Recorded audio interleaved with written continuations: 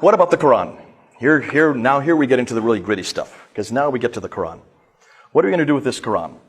We've got the man, we've got the place, yet every prophet has a revelation. Where was Muhammad's revelation? If he is chosen as the prophet, he's got to have a revelation. But he's been dead for 60 years. So you got a problem here. So what do you do? Well, what do the Islamic traditions tell us? They say this is superior to all of the revelations. And I always ask the Muslims 4 questions whenever I talk about the revelation. You can ask the same 4 questions. Is this Quran eternal? Every Muslim will have to say yes. Am I correct on that?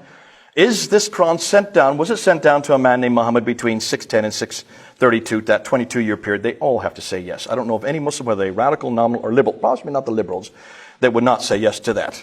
Was it complete at the time of Uthman, 20 years after Muhammad's death? He's the one that actually compiled it in its final form, the one that we use today. They have to say yes. And is it unchanged? In other words, the Quran we have in our hand today, is it the same Quran that was revealed to Muhammad, that was codified at the time of Uthman, that exists in that eternal tablet in heaven? Every Muslim will say yes to those 4. Can you remember those 4 words? Eternal, sent down, complete, unchanged. That's all you have to remember. I did this in a debate with Dr. Shabir Ali back in 2014, where we asked this very question. They're in Toronto. And I just asked those 4 simple questions. And he said yes, yes, yes, yes to all of them. So all I needed to ask was a 5th question. Prove it. Prove it. Now, you can't prove eternality. I don't expect him to prove that. You can't prove down whether it was sent to Muhammad, because we don't know anything about Muhammad or anything came from that time. I'm just asking him to prove the last 2, number 3 and 4. I want you to show me one manuscript of the Quran from the time of Uthman that is complete and unchanged. That's all we're asking. That's simple enough, isn't it? Since they are the ones that claim it, we don't claim it. We would never claim that about our Bible. Our Bible is not eternal. Please don't say that. Sent down? No, it was not sent down. Inspired? Yes, but not sent down. Complete? Yes, we would agree with that. When in its original form it was complete. Unchanged? No, it has been changed. We know where the changes are. We even warn the readers where the changes are. So we would never make those 4 claims. We would only make one of them. Okay? So this is not our problem. This is their problem. See how easy it makes? I'm making it? You ask them these questions. Put them on the hot seat and ask them to show you one manuscript that is complete and unchanged from the mid-7th century, 652. Prove it. Now, they do believe that 6 manuscripts do exist today.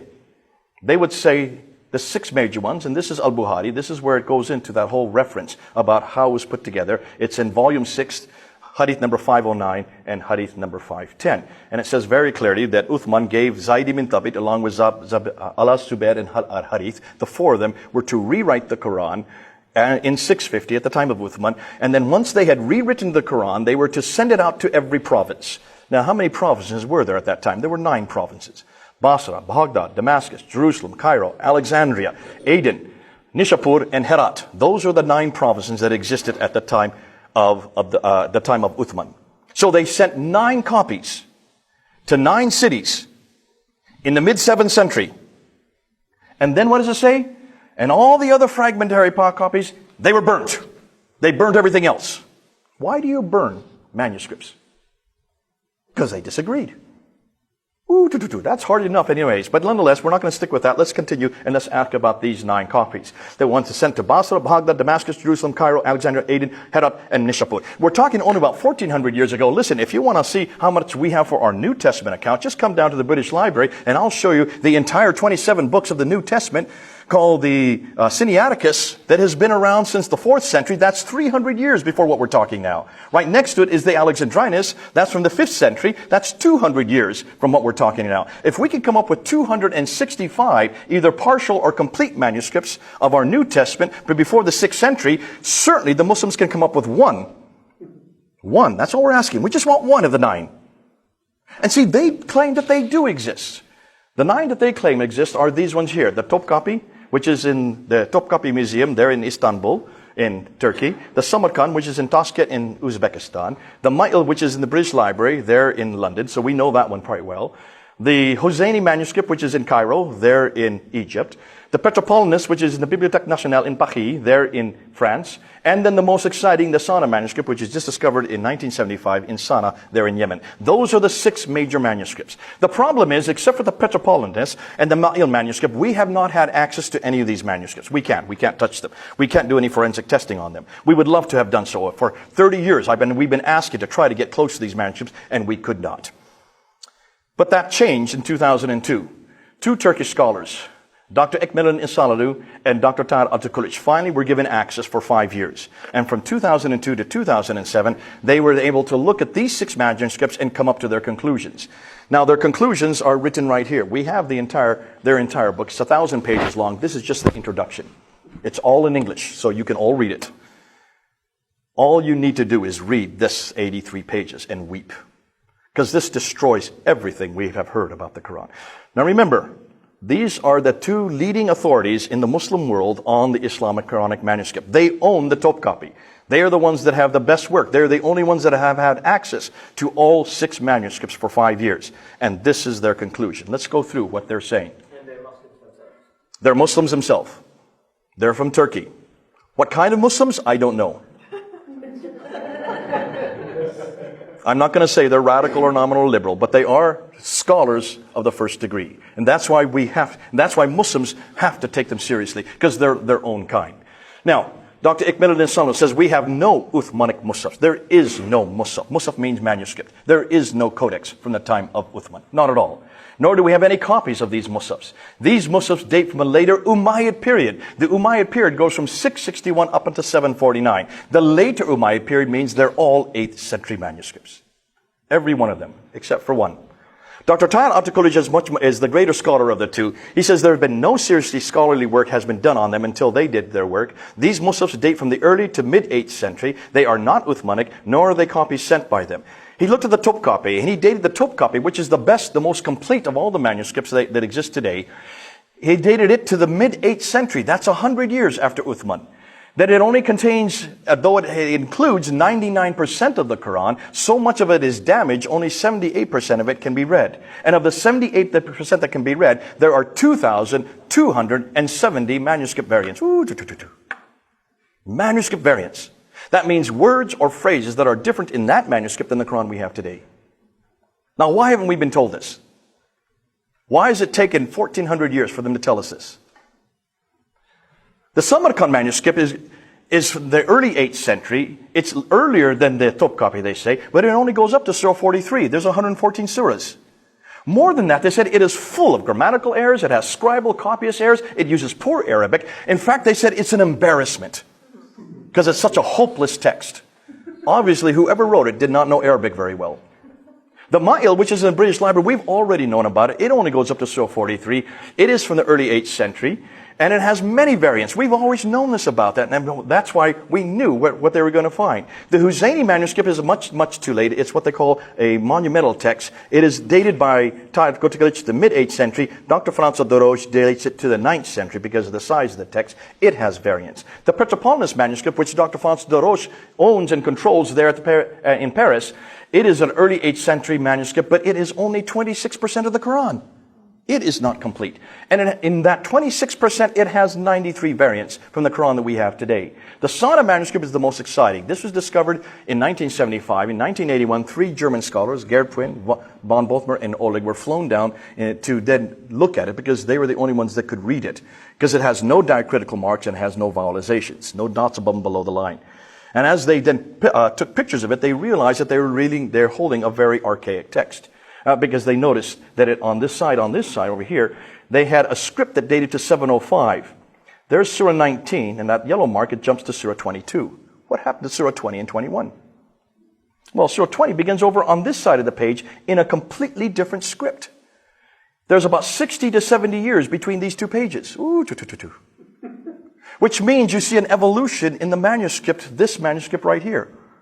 Now, I went to see them. I went to see Gerd Pwin in Germany in 1999, and I took a picture of a facsimile. This is not the manuscript itself. This is just a photo of it. And he showed me all these orange marks. Every time you see an orange mark, that is a manuscript variant. That means a word that is different in that text from the Quran we have today. There's over 1,000 of these manuscript variants in just this text. When they looked at under ultraviolet light, they noticed that there's a script underneath. You see the script there? Very faint. These are all written on parchment, on vellum. This means animal skin, which you can wash off and rewrite over top, and wash off and rewrite over top. As they looked at it, they wanted to separate the two texts, and guess what they found? The lower text is 7th century, probably the last 2 decades of the 7th century. The upper text and the lower text don't agree. Ooh, I love that. Which means between the end of the 7th century and the early 8th century, the Quran was already changing. Now, Dr. Gerpwin's wife, Elizabeth Quinn, has just now come out of a book. She is now looking at all the differences. We're waiting for it to be published in English. It's already published in German. You can read it and tell us what she says. Because she is now exposing this palimpsest and showing that we have a completely different Quran underneath from what we have on top. Now, let's get to corrections, and here's where it really gets juicy. This is what I introduced back in 2014 to Dr. Shabir Ali. I said, Shabir Ali, have you looked and seen the corrections? He said, there are no corrections. I said, yes, there are. Dr. Dan Brubaker did his doctoral thesis looking at corrections. That's all he wanted to look at, was to see if there are any manuscript variants, just 1 or 2, possibly 15 was what he was hoping to find. He looked at 6 of these 6 manuscripts that we've looked at, plus 4 others that come later. So he looked at 10 manuscripts just to look for corrections. Guess what he found? Hundreds upon hundreds of insertions. Words that are put above the line. Above the line. See these words that are added at a later date. He found hundreds of erasers where they just erase words. Why would they erase them? Of course, because they're changing the text. He found these erasers that were all written. There they erased an entire line, and then they wrote, in fact, 2 lines, and they wrote over top of it. Here you can see a word that has now been written over top of a completely different word. Sometimes it's written within a completely different color. Then he found these overwritings without erasers. They didn't even bother to erase it. They just wrote over top, so we can read both the lower and the upper text. He found tapings, which he thought were because of damage, but when he looked on the backside, there was no damage, so obviously they're trying to hide something there. Look at the tapings. There's a taping, there's a taping, there's a taping, there's a taping. Look at all these tapings. Wouldn't you love to know what's underneath that tape to see what they're trying to hide? And then he found these coverings, these selective coverings. There's a covering, there's a covering, there's a covering, there's a covering. Look at that. It's so many coverings, you can't even understand what's being said. Obviously, they're trying to change the text. Sometimes they had coverings with just 1 or 2 letters written over top, like the kaf here. Here's a covering with another word that's written over top. There's a covering with new words written over top. He found, by the time he finished his doctorate in 2014, 800 of these corrections. Not just 15. 800. And in every case, every one of the corrections was consonantal. Which means it changes the whole meaning of the word. These were not vowelizations. These were not dagger alifs like Muslims try to say today. He purposely did not include any dagger alifs in them. These had nothing to do with vowelization because there were no vowels there. This vowelization was only introduced in the 9th century and the 10th century. Which means that in every case they were changing the meaning of the text. And what was most disturbing was that these corrections continued up until the 9th century. For 200 years they were correcting it. 200 years after Uthman, standardizing the text. Western scholars now are concluding that the earliest Muslims begin to appear in the 8th century. Muslim scholars like Ekmeluddin and Altakulic now conclude that the earliest Muslims begin to appear in the 8th century. Even Islamic Awareness, the most prodigious, the largest website on manuscript, Islamic Quranic manuscripts, has now finally admitted, because of the work of these 2 Muslim scholars, that the earliest manuscripts do not appear until the late 7th and early 8th century. The latest research shows that even these Muslims have 7 forms of correction dating up until the 9th century. Therefore, since the Muslims cannot prove that there are any complete manuscripts from the time of Uthman, I would suggest that the Quran is not eternal. I would suggest that it was not sent down. It was not complete in 650. It was not the same. It has been changed. Therefore, who is Muhammad and what was his purpose?